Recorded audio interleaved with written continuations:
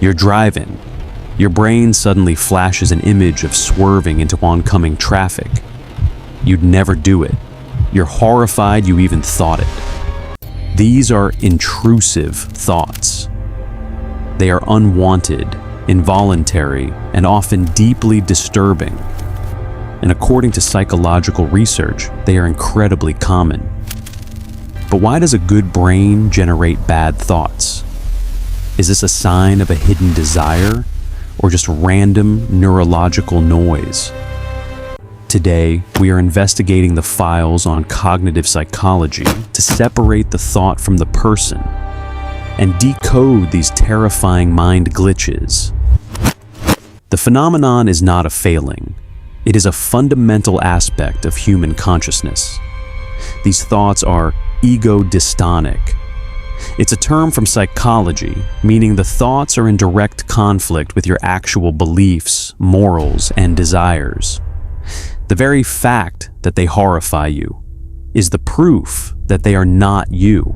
They often center on the worst possible scenarios: taboo subjects, harming a loved one, a sudden blasphemous urge in a quiet place, or a catastrophic what if that appears from nowhere. So, where do they come from? For decades, the leading theory was based on suppression. The white bear problem, first detailed by Harvard psychologist Dr. Daniel Wegner in 1987. His research was simple: try not to think of a white bear. The result is that you can think of almost nothing but the white bear. Wegner called this the ironic process theory, the very act of monitoring your mind for the absence of a thought. Ironically, keeps that thought active and accessible. When you are stressed, tired, or anxious, this monitoring system gets stronger, while your control system, the part that's supposed to push the thought away, gets weaker. The result is a feedback loop. The more you try not to have the thought, the more powerful it becomes. But this is only part one of the investigation. Suppression explains why thoughts stick, but it doesn't explain why they appear in the first place. The origin, according to modern neuroscience, isn't a moral failing. It's a mechanical glitch. To find the source, we have to look deeper, into the brain's security system. Our investigation leads us to a network of structures. Primarily the amygdala, the brain's threat detector, and the cortex, the thinking part of the brain. The amygdala is primitive. It's a rapid response alarm. It doesn't care about context. It only cares about potential danger. It constantly scans the environment and our own internal thoughts for anything that might be a problem. According to research from the National Institute of Mental Health, the brain generates thousands of random thoughts, fragments, and images every single day. Most are meaningless junk data, fleeting cognitive noise. A normal brain simply discards them. The cortex sees the junk thought, tags it as irrelevant, and moves on, all in a millisecond.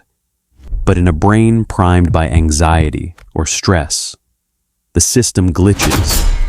The amygdala spots one of these random, meaningless thoughts like, what if I swerved the car, and misinterprets it. It fires a false alarm. It sends a jolt of anxiety, a red alert, to the thinking brain. The cortex, the rational brain, receives this red alert and is suddenly confused. It asks, why am I anxious? Why did the alarm go off? It looks for the source and finds the only data available, the random junk thought that triggered the alarm. The cortex then makes a catastrophic error in reasoning. It assumes that because the feeling of anxiety is so real, the thought must also be significant. This is the core of the glitch. The brain has just attached a powerful, terrifying emotion to a completely random, meaningless piece of cognitive noise. This brings us to the field of cognitive behavioral psychology, which studies this exact mechanism. They call it thought-action fusion. TAF is the false belief that having a thought is the moral or literal equivalent of acting on that thought, or that having the thought makes the event more likely to happen. This is the central lie that intrusive thoughts tell.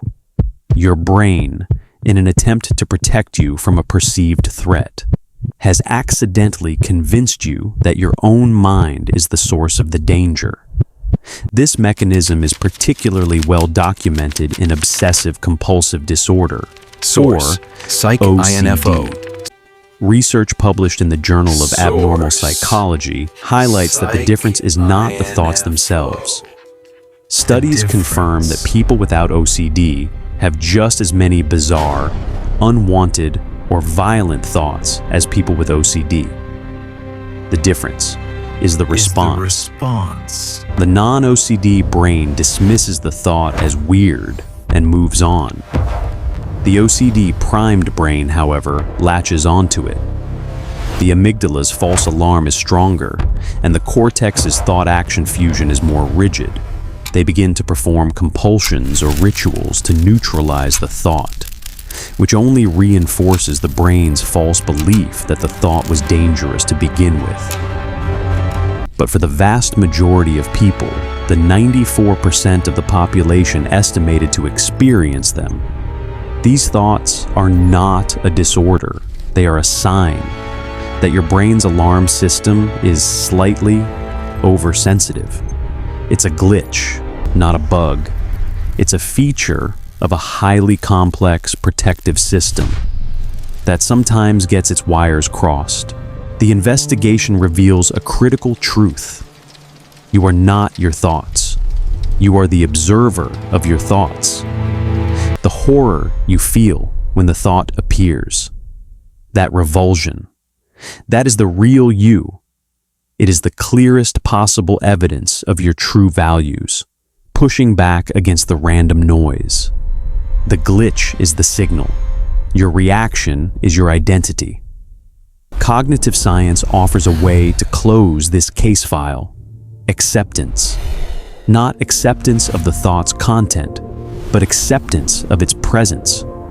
When the thought appears, you don't fight it, you don't engage with it, you don't suppress it, you simply label it. Ah, that is an intrusive thought. By labeling it as a glitch, as a misfire from the amygdala, you remove its power.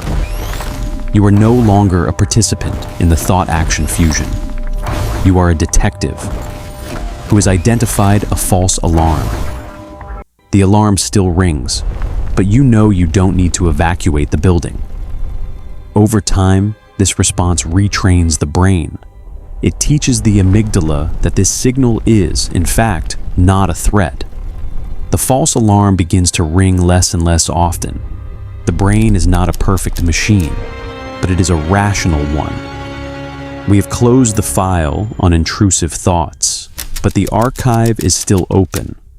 There are countless mind glitches left to decode. Comment below with the phenomenon you want us to investigate next. Subscribe and help us build the archive.